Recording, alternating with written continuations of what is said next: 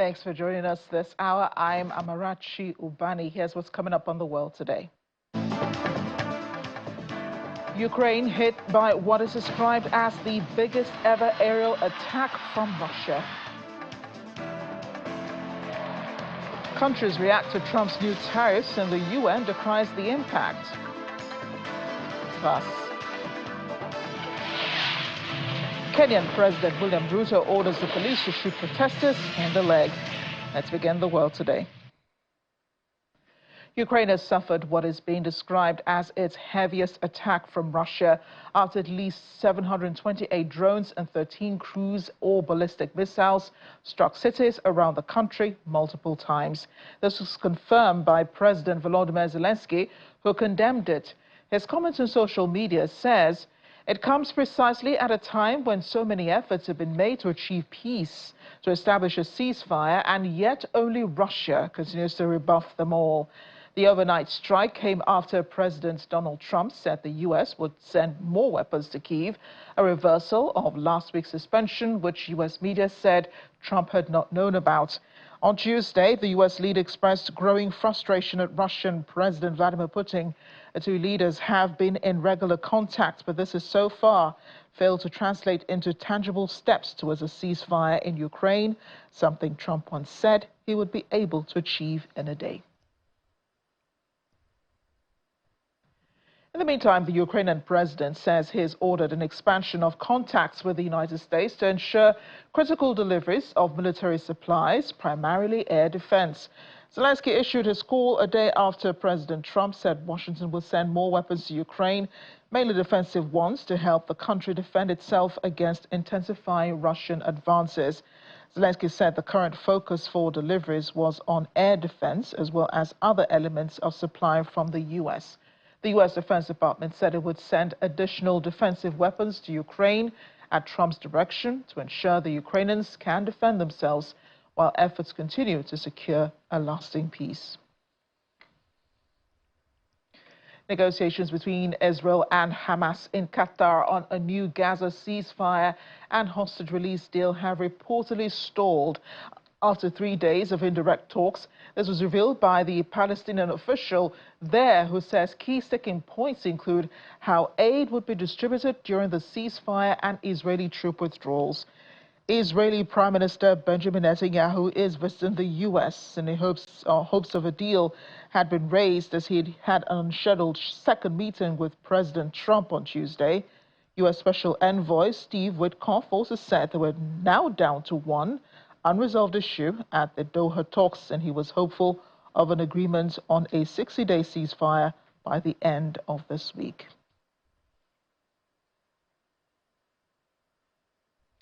Meanwhile, U.S. Independent Senator Bernie Sanders has lashed out at the U.S. Negotiations between Israel and Hamas in Qatar on a new deal have stalled. I will have more on that later. Just read that story. I apologize. U.S. Independent Senator Bernie Sanders lashed out over the White House rolling out the red carpet for Benjamin Netanyahu, accusing the Israeli Prime Minister of mass murder and using starvation as a weapon in Gaza. Sanders, who identifies as being Jewish, slammed President Donald Trump for hosting Netanyahu in the White House on Monday in a video address released on Tuesday. Netanyahu's extremist government has killed more than 57,000 Palestinians and wounded almost 135,000, 60% of whom are women, children, or elderly people. Hundreds of thousands of people are starving after Israel prevented any aid from entering Gaza for nearly 3 months. In the last 6 weeks, Israel has allowed a trickle of aid to get in through a private foundation backed by security contractors. This has been a catastrophe, with near-daily massacres at the new aid distribution sites.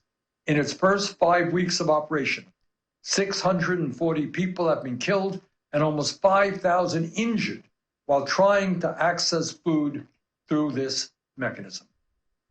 A coalition of more than 200 NGOs said last week that, quote, Palestinians in Gaza face an impossible choice: starve or risk being shot while trying desperately to reach food to feed their families, end quote.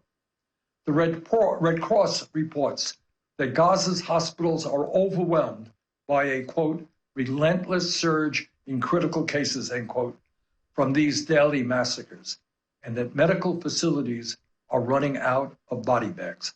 The Israeli newspaper Haaretz interviewed Israeli soldiers posted to these distribution points, who say they are ordered to shoot into crowds of civilians who posed no risk. One soldier said, quote, "It's a killing field. Where I was stationed, between 1 and 5 people were killed every day," end quote.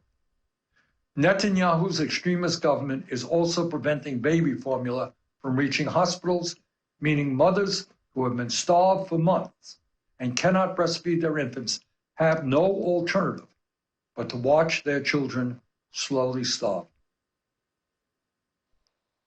Well, the Israeli Prime Minister Benjamin Netanyahu did warn that he still plans to destroy Hamas and finish the job in Gaza. He was speaking to the U.S. press in Washington on Tuesday.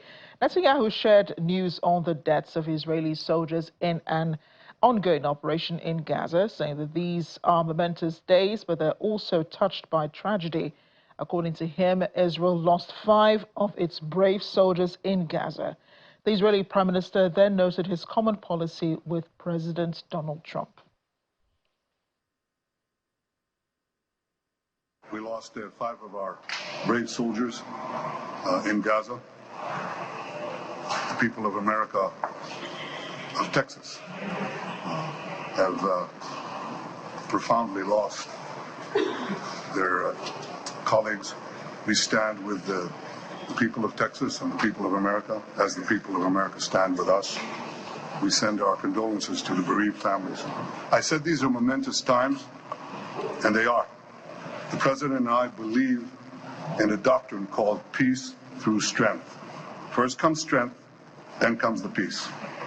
Our resolute action, the resolute decision of President Trump to act with us against those who seek to destroy Israel and threaten the peace of the world has made a remarkable change in the Middle East.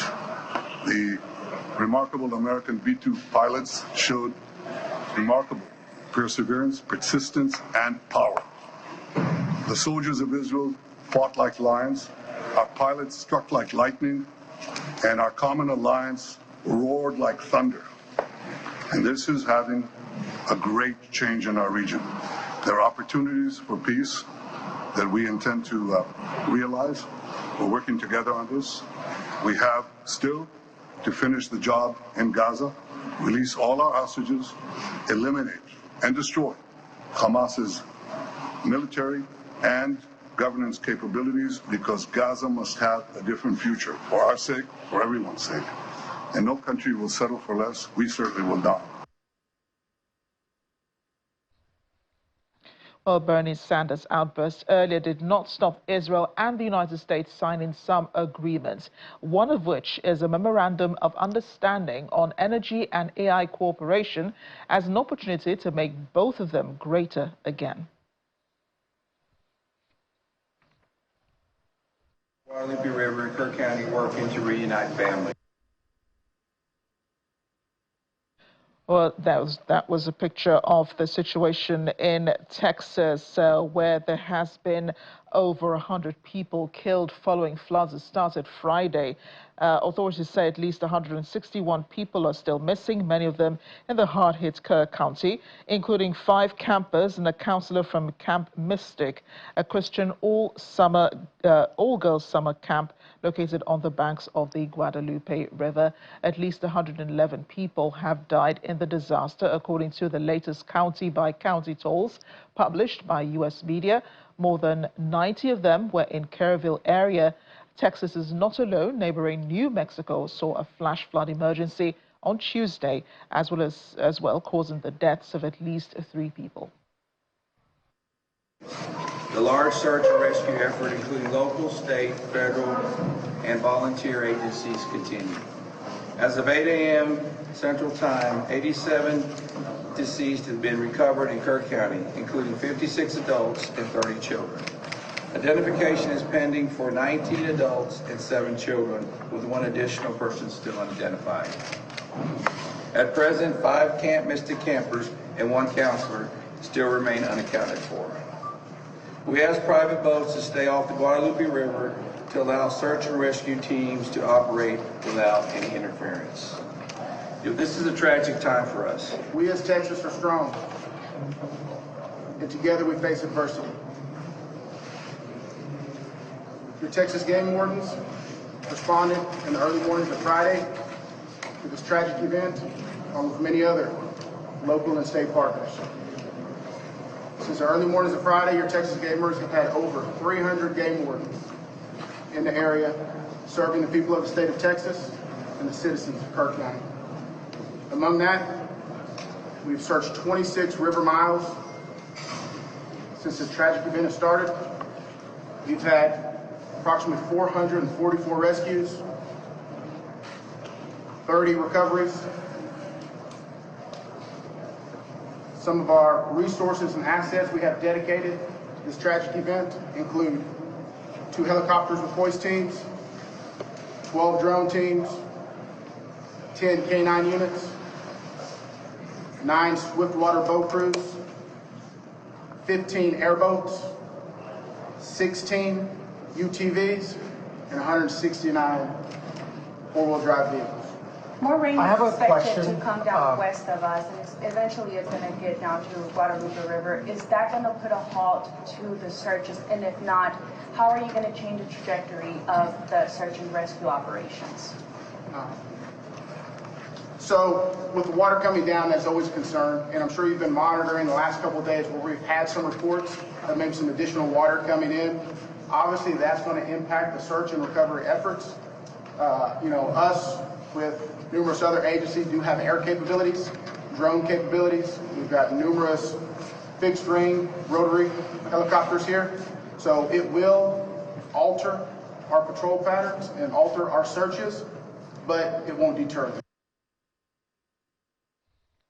Meanwhile, U.S. decision to further delay the end of a 90-day pause on tariffs set to expire this week is bad for business, according to a top economist. This was expressed by head of the International Trade Center, Pamela Cook-Hamilton, who stressed that the least developed countries are among those whom the most aggressive levies would apply. While delaying higher tariffs on imports, the U.S. government has reportedly sent letters to 14 countries delaying the duties their exports would be subjected to starting August 1st. Cook-Hamilton highlighted the real-world consequences of economic uncertainty on countries on entire sectors. This move actually extends the period of uncertainty, undermining long-term investment and business contracts and creating further uncertainty and instability. Not all countries, of course, feel the impact in equal measure. All these factors hit those with the most to lose the hardest. The countries facing the highest reciprocal tariffs are also the least developed, with Lesotho, Laos, Madagascar, and Myanmar facing rates between 40% and 50%. If a business is not clear on what costs they're going to be required to pay for exporting or for bringing in certain goods into a particular market, they cannot plan, they cannot decide on who will invest. Let's take Lesotho. There are 2 companies who are the major carriers for the U.S. exports of textiles and apparel.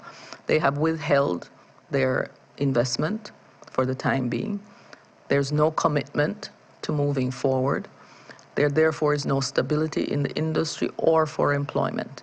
We're simultaneously seeing deep cuts in development aid, creating a dual shock for developing countries in the world of trade and aid. G7 countries, which together account for around 3/4 of all official development assistance, are set to slash their aid spending by 28% next year compared to 2024 levels. This would be the biggest cut in aid since the G7 was established 50 years ago. And this is from Oxfam.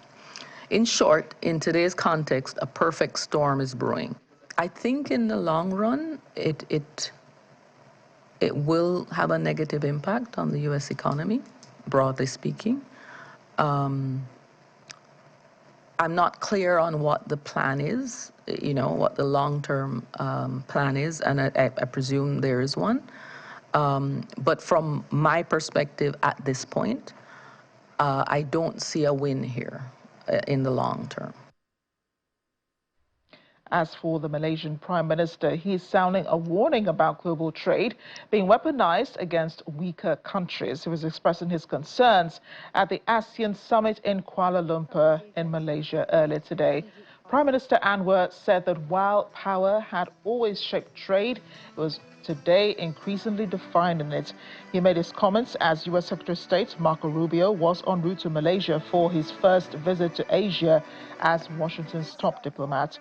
During his visit, Rubio is scheduled to attend several ASEAN events, including the East Asia Summit Forum, which also includes non-ASEAN countries such as China, India, Japan, and South Korea.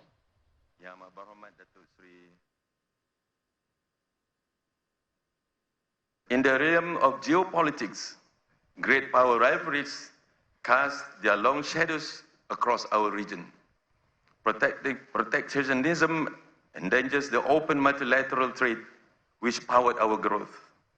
Distant conflicts disrupt our markets, supply chains, and food security. Our course shall be steered by ASEAN centrality, allowing us to shape regional architecture on our terms. With this strategic clarity, ASEAN will engage our 11 dialogue partners in the upcoming post-ministerial conferences. The multilateral system cannot endure if its principles are upheld only when convenient. ASEAN must be among those who choose to stand for rules, even when others choose to retreat. We are also deeply troubled by mounting tensions in the Middle East, with the actions of one state against its neighbors threaten to spark a wider regional conflagration. The risks are profound for energy security, global stability, facing challenges. This imperative is fully aligned with ASEAN's Vision 2045, which calls for greater synergy across pillars and sectors. We must build habits of coordination that match the realities we confront. Joining us now to discuss bilateral and multilateral U.S. relations, as well as some domestic policy, is geopolitical analyst Edward Opper. He joins us from Texas. Edward, it's great to see you as always. We couldn't have a chat on July 4th, but I know you had a great time, saw your pictures and all of the excitement despite what happened in Texas on Friday. But let's begin with the tariffs that President Donald Trump has delayed in some countries and then imposed on some other countries. I wonder if America has already begun realizing the benefits of this trade policy. Yeah, thank you for having me. And your comment about July 4th, it's nothing like liberty and freedom. Those things are very, very important for anybody, anywhere in the world. It's not America only, but countries should, strive in pursuit of happiness. To your question, trade is important. Ever since two people found themselves in the world, they've always wanted to do trade, exchange goods and services. And so what Trump is doing with the trade issues is to be able to say, hey, America doesn't have to suffer. America doesn't have to bear the burden of other countries coming in here, buying from us, exporting to us, but buy little from us. I think there's this overreach thing about global village, but again, I keep saying we don't have global countries. Every country should take it upon themselves to be proactive, to be in front of those things that are important for them to grow, and see those countries they want to partner with, and always stay engaged proactively, and not just sit back and say, oh, yeah, you are doing this and it's affecting us. It's always affected us. From the time majority of the world was colonized to where countries started to become independent, you could see how things have changed. When Nigeria, was part of the Commonwealth nation as a colonial thing, the pound was the same thing all over the Commonwealth. America wasn't a colonizing factor, but America was watching. Now that countries have become independent, you could see how, those who have the means have become, started to affect those who are just trying to scramble. 40, 50 years, 60 years after most countries have become independent, they haven't been able to figure things out for themselves. So it behooves every nation to sit back, look domestically. What is it that we need to do in order for us to be relevant first to our citizens before you even reach to your neighbor or to your country? I mean, if your house is good, your neighbors are going to want to come in, and you just don't open the door and let everybody come in. Excuse me for this expression. Jesus chose 12 out of the multitude. Was he discriminating or was he showing preference? Countries need to start to say, hey, we don't have to trade with everybody. We will trade with those people who need us because we have a preferential treatment with them. And in order for that preferential treatment to be sustainable, you have to be proactive. You have to be in front of it. You don't wait until something happens and then all of a sudden you scrambling and shouting and screaming. That doesn't get you anything. So I don't blame Trump. I don't blame what he's doing. I'm just saying, get engaged, get involved, seek relationships. The world functions on relationships. When I became a citizen in 1995, one of the things that I said is, I want to have access to the president so that if my country of birth, Nigeria, is going to be attacked, I can say, hey, how do I get to the Mr. President? Say, Mr. President, I have families over there. What can we do differently? That is what they call soft diplomacy. Find people from your part of the world who can be your goodwill ambassador and get you in front of things, as opposed to thinking all your solutions have to come from your diplomats. It doesn't come that way. There's always a backdoor channel. Are you using it? At the end of the day, people occupying those offices are human beings and they have friends. So, for me, I would like to see what I can do to positively impact Nigeria, and not for Nigeria to think, Africa. There are 54 African countries. I mean, geez, if you are married to 54 brides, how much time do you give to each one? Be preferential, be dedicated, and be committed to your own interests. Self-preservation is the first order of business. It's not being selfish. If you're not strong, you can't carry anybody on your back. If you do, all of you are going to collapse. So I'm saying, forget the global country and village mentality. Seek for that bilateral relationship that is going to favor you. Right, and that probably explains why President Trump is holding that meeting with 5 African countries in Washington. But let's talk about, one person who's visited the White House in the last, 24 hours or so. The world watching the bromance going on between Israeli Prime Minister Benjamin Netanyahu and President Donald Trump. They seem to agree on almost everything. Has this probably been made stronger by their interests in Gaza and in Iran? All of the above. All of the above. You see how the American interest is sort of waned from the Russia-Ukraine issues, is now moved to Israel-Iran and the Israel-Palestinian, which has always been the case. Netanyahu has access. I don't think any foreign head of state has come to White House as he has. It's because of relationship. The Jewish community in America, no matter how opposed they are to some of the things Netanyahu does, is because of the Jewish American. And Amarachi, just look at this number. There are less than 9 million Jewish people in America. That's their population. For us Black people, including Africans in America and African American, there are 45, 46 million of us. Go to the saying, if 2 heads are better than 1, how come 1 Jewish head is better than 6, 7 Black people in America? Because we haven't been able to strategize and formalize ourselves in a structure to be able to get things out of America like Israel gets. Israel gets billions of dollars. No other country gets the sort of things Israel gets out of America. Because of what? The people that claim to be Jewish or Israeli connection, they are fully engaged. They are able to give money. They are able to support government. Not all of them do it, but those of them that do it are very effective. I mean, it's not about the quantity. It's also the quality. But think of that, 9 million people Anywhere you have an Israeli issue or Jewish, you see how they rally, whether it's in Brazil or anywhere you have a specter of a Jewish person. But look, in Caribbean and Africa and African American, who speaks for us? Who is that political figure that when they stand up to speak on behalf of the Black race, rallies respect, gets credibility, and even gets something out of it? Because we're still running all over the world. We embrace China, we embrace the Pakistanis, we embrace Lebanese. In Nigeria, look at Lebanese people. People I call people from sea countries running circles around Nigerians. How many Nigerians have gone to Lebanon and gotten successful? But they come to Nigeria and they become big boys and big girls. And we think it's okay. It's not okay. You have to guard your own territory.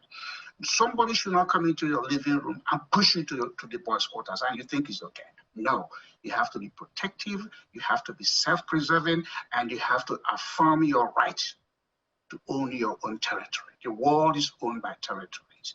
The global village is for those people who think, come on, come on. So, if Netanyahu comes to the White House, because again, Israel, where it is surrounded by enemies, in Nigeria or with the Igbos, they say when you are surrounded by enemies, you go to sleep with one eye open. And that's what they do. And they've been able to capitalize on the presence of Jewish people in America, 9 million of them, while 45 million of us Black people in America are running around complaining about racism, colonization, and slavery.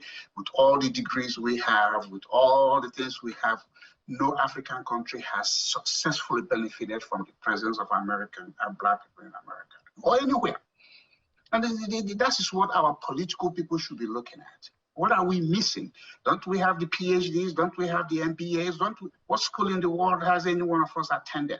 So how come when we are given that degree, we go home and all we're using it is Your Excellency, Your Majesty, the letters before and after our names, while nothing is getting done? Right. So, I mean, come on. yeah, so let's just focus a bit more, on the U.S. and President Trump's intervention into this peace deal that Prime Minister Benjamin Netanyahu says he wants to have.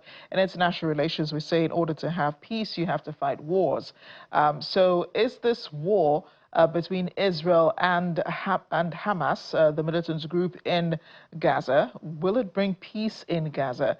And Prime Minister Netanyahu also supports President Trump's plan to relocate the people in Gaza to Rafah. Again, your thoughts on these pretty ambitious plans and the plans for peace? Well, the plan for peace is always going to be what it is, since Israel has started existing in that part of the world. People have won Nobel Prize, people have done things. At the end of the day, what do we have? And so Netanyahu agreeing with Trump. Of course, if you say no to Trump, then you run the risk of losing a lot of your resources. So sometimes nobody should be shocked, when he said, "Oh, I agree with him." I mean, you see what happened to Zelensky. When Zelensky said, "I don't agree with you," okay, look at the aftermath of that. So for peace to exist, yes, there's strength. I mean, we all know that, even in Nigeria, sometimes, because you are strong or you can do certain things, people tend to go along with you. They may not necessarily like you, but they know that, you could crush them or step on them if they don't come along with what you want. So that's what Netanyahu is doing. And again, is because of the Jewish presence in America. You can be present, but do you have presence? You have to invest in being, having presence, because that's what the world wants to see. So, Israel will continue to be Israel. They are not going to go anywhere. If you look at back before they were relocated to Israel, to where they are now geographically, one of the choices of location was between Uganda and Libya to put returning Jews after the war there. But, the president at the time said, no, move them back there. And since then, we haven't had any peace or stability. We get it for a few periods, and then all of a sudden something happens. As to moving, Palestinians physically, I mean, you're talking about millions of people. If that were to happen, that would be the biggest relocation of human beings from a physical area to another physical area. So I don't think the probability of that happening is less than 1%. But it is something that needed to be said so that there can be negotiation. so that the Palestinians that are saying, oh, we're going to be looking, okay, what do we have to do so we can stay where we are? We don't want to go anywhere and start all over. Nobody wants to be uprooted from their own origin because it's very disruptive. And then the anger of that is, lasts longer than the physical move. So I don't think it's going to happen, but it's one of those things that is going to have on the table. Okay, so fine, if you want to stay, this is what you have to do in order for you to stay. It's what we call the business point. How do you negotiate? And then you come to an agreement, and hopefully the parties to the agreement will uphold the agreement so that you can have peace and stability. Right, indeed, Edward. It's such a pleasure having you on the program today. I thought we'd have time to talk about, the floods in Texas, but then what else is left to be said? They're still looking for people. They're in recovery now, not rescue, because of the time that has passed, and of course the nature of the disaster as well. But President Trump is expected in Texas on Friday, and there is some controversy surrounding his going there.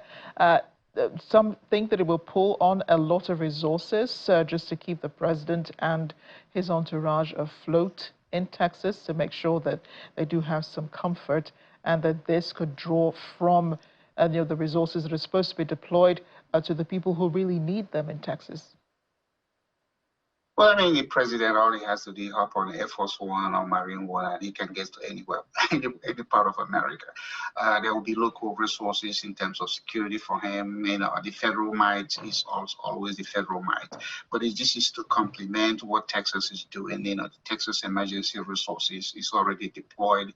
Mother Nature, again, I've always, on another program, I say, where is Father Nature? Mother Nature has always had the power, regardless of the engineering solution, to overwhelm anything. And what we see happening is that stuff. This river hasn't, flooded this level since 1998. That was the last time. But before then was even in 1921. But not many people, as we see now, died.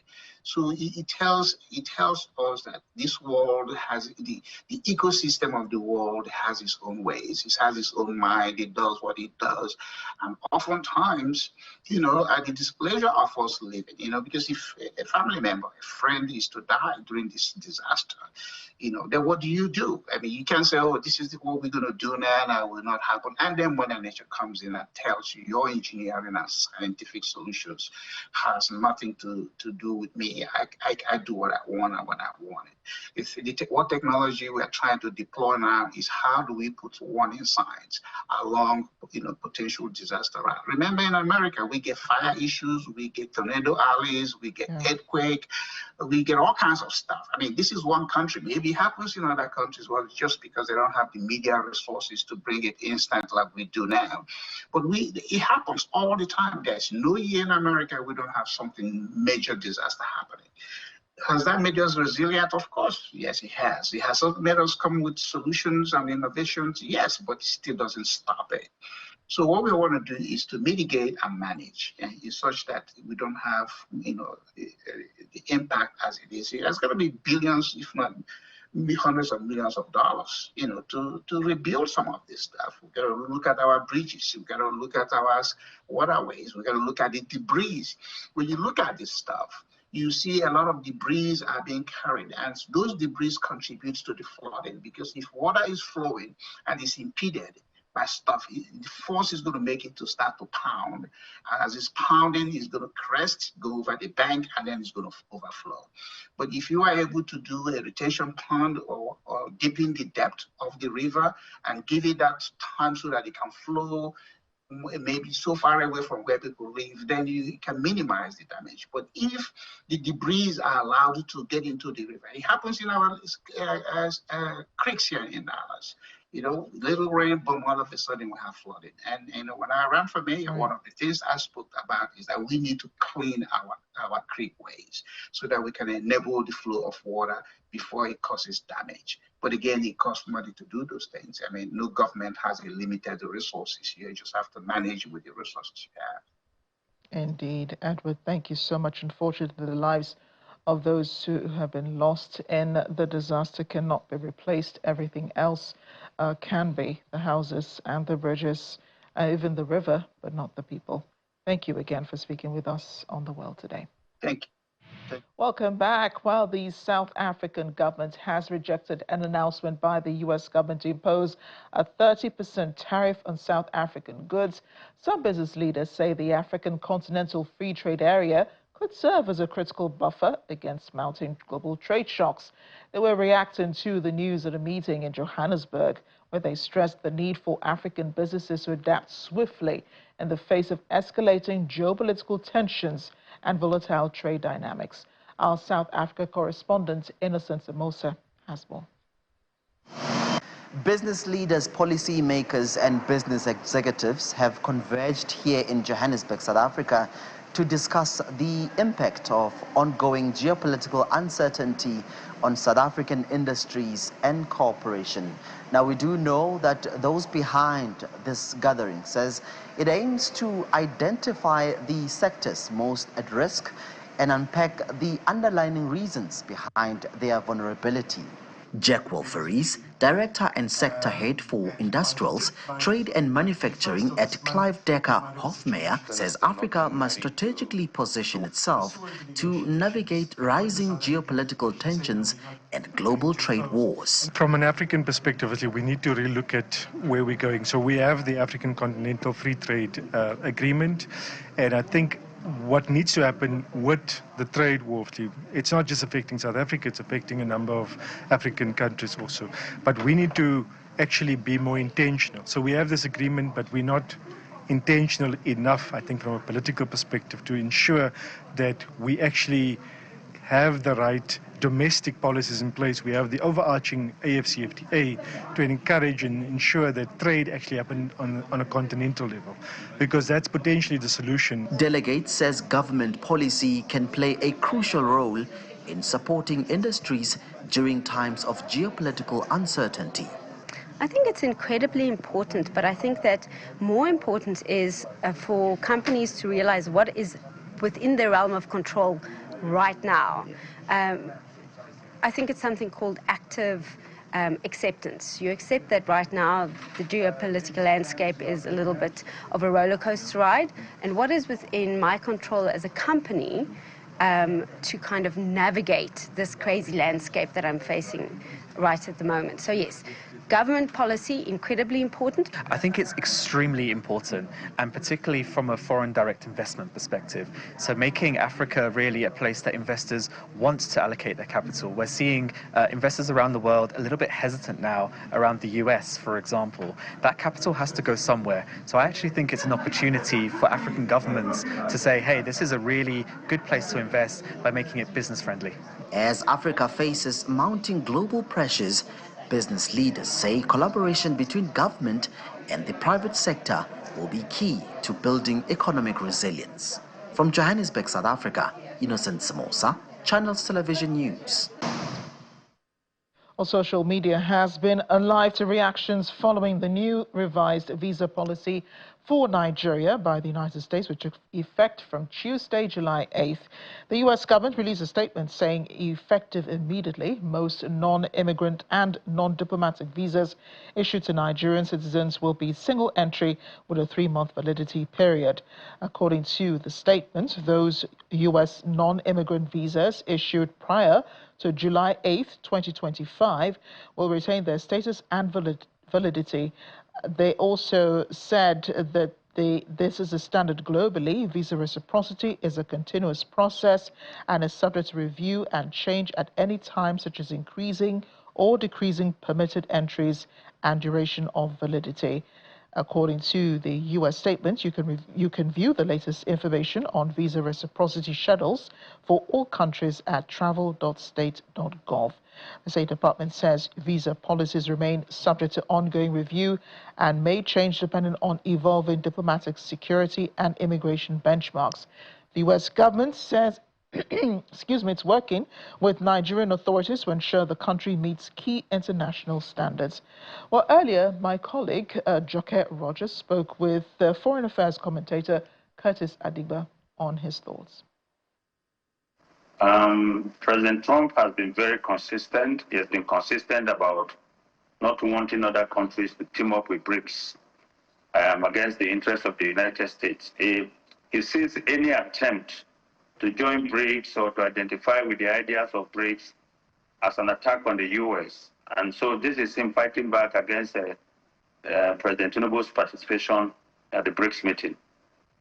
Right, but part of the statement saying the reason for this latest move is because of reciprocity. So what is Nigeria doing that, you know, the United States says it's paying back, apart from the president going for the BRICS meeting in Rio? Yes, but so if there were certain happenings before now, why did they pull the trigger until the president showed up at the BRICS meeting?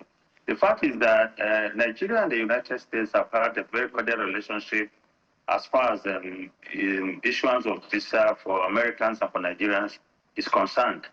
Don't forget that until Muhammadu Buhari became president and following negotiations between his government and that of Trump, it was 2 years maximum that Nigerians were being given, just like the United States citizens were also getting 2 years from Nigeria, until the parties discussed and came to the conclusion that their citizens need longer visa duration. And that was signed, and that's why we started doing it. But so, for this to be imposed all of a sudden, it couldn't have been the issue of reciprocity.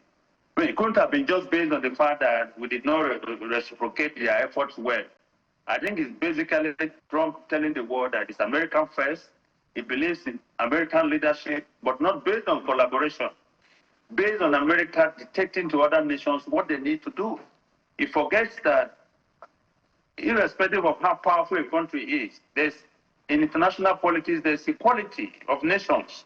So this is the problem. I think this is what is at play here.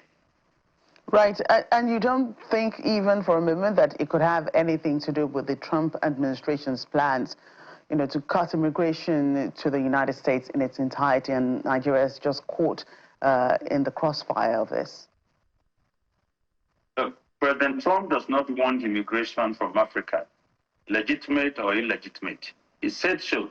He said constantly that Africa is shithole countries. He preferred immigrants from Europe and even from South Africa, but they've got to be white South Africans. You saw how when the South African president, Ramaphosa, visited the White House, what he said to him was that these are Christians who have been persecuted in their countries, in their country and all that. So he put them on a fast track to get to the US in place and in front of those who have been on the queue. It's simple. He does not want immigrants from Africa in the United States. We have been told that, they prefer legal immigration. But how do you get legal immigration when there is no immigration reform? And so it's all just been talks and rhetoric about immigration, but we can see it clearly that it's not keen on having immigrants coming from Africa into the United States. So it's also part of the game. Right, and do you think that this should apply to all categories of non-immigrant visas, including study, business, or pleasure? So he's toyed with the idea in the past about including Nigeria in the list of countries that are not allowed to travel to the United States completely. And of course, they've got to find one reason or the other to justify that decision. He's also cut back at the number of admissions that universities in the United States can give to countries coming from countries in Africa. You know, these are all policies that they have toyed with. Again, the basic thing is they don't want immigrants coming in from Africa, okay? His American first policy simply means that everything has got to be about America. They want America to export goods from America to other parts of the country, but they also don't want others to import into America. You know, they keep toying with the idea of tariffs here and there tomorrow. In fact, even based on Nigeria's participation in BRICS, he also imposed additional 10% tariffs, you know, on Nigeria. So we're going to see all these kind of policies come into play, go off and come on, depending on what Nigeria will do at any point in time. This is all about teleguiding Nigeria, wanting Nigeria to act in a particular manner, you know, to suit them. If that doesn't happen, then ordinary citizens of this country have got to pay a price. But don't forget that even with the introduction of the new visa policy, diplomatic visas, visas for the president and for top government functionaries are not going to be affected. It is for ordinary Nigerians and business people who want to go to the United States that will not have to apply every 3 months, because once the visa is issued, it's for 3 months and one just for an entry. After that, you have to apply for a new visa. Of course, it's going to be too hectic. And how do you think the Nigerian government should react to this latest development? Well, if I were in the government, I would think I would impose the same kind of measures on them. Because you see, no matter how powerful these countries are, no matter how powerful the United States is, Nigeria is a sovereign nation with its own rules and guidelines. And so if a country treats you this way, this was not even subject to negotiation. The U.S. could have expressed its concern to Nigeria saying, oh, we're not happy with what you have done and all that, and we think that we should engage and talk. But that didn't happen. They just imposed the new measures. So I think Nigeria should also reciprocate. Welcome back. The Coordinator Minister of Health and Social Welfare, Professor Ali Pate, has announced the signing of a memorandum of understanding with the Brazilian Ministry of Health, which will see Nigeria getting some commodities such as vaccines. The minister said this took place on the sidelines of the ongoing 17th meeting of the Global South and the emerging economies in Rio de Janeiro, Brazil. We signed a memorandum of understanding between the Brazilian Ministry of Health on the federal government of Brazil and the Federal Ministry of Health and Social Welfare in the federal government of Nigeria. And that MOU commits us to work together along those dimensions, including exploring government-to-government arrangements to secure commodities like vaccines, which Brazil is able to produce and has been producing for decades, that are safe, that are efficacious, that are well regulated, with a view to transferring those technologies over time for the manufacturing to take place in Nigeria. Certain pharmaceuticals for HIV, TB, and other drugs that we use, there is a private company in Brazil that is already in discussions through its partner to establish a manufacturing plant in Nigeria. Now, the relationship between the two governments would enable those trade relations to accelerate. So the MOU provides us a structured mechanism for engaging and building the partnership between the two countries. Of course, it is not limited to health broadly, the kinds of areas that Brazil and Nigeria are working together. But my task here is to focus on what we can do more on health, in line with the leadership of His Excellency President Bola Ahmed Tinubu, because the leadership of the president has restored respect in the global scene for Nigeria.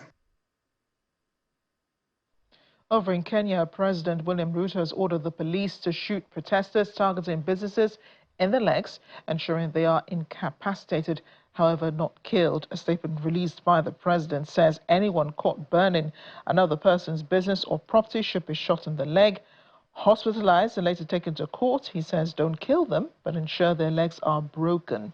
He further warns his political rivals against sponsoring and using violent protests and unlawful means to forcibly remove him from power.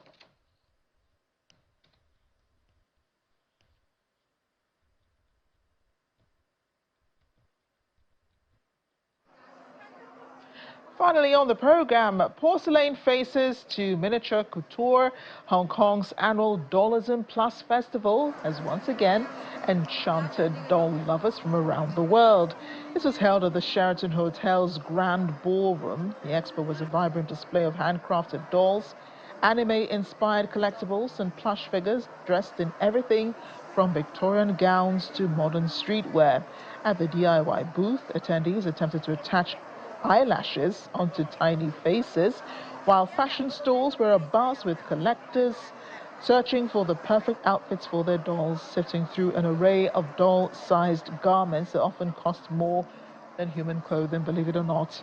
Among the exhibits were ball-jointed, realistic, articulated figures popular in Japan, In South Korea, China, and self plushes designed for comfort. This culture cherishes the doll as a customizable art form where owners dedicate considerable time and skill to crafting unique characters that embody personal stories, emotions, and creativity.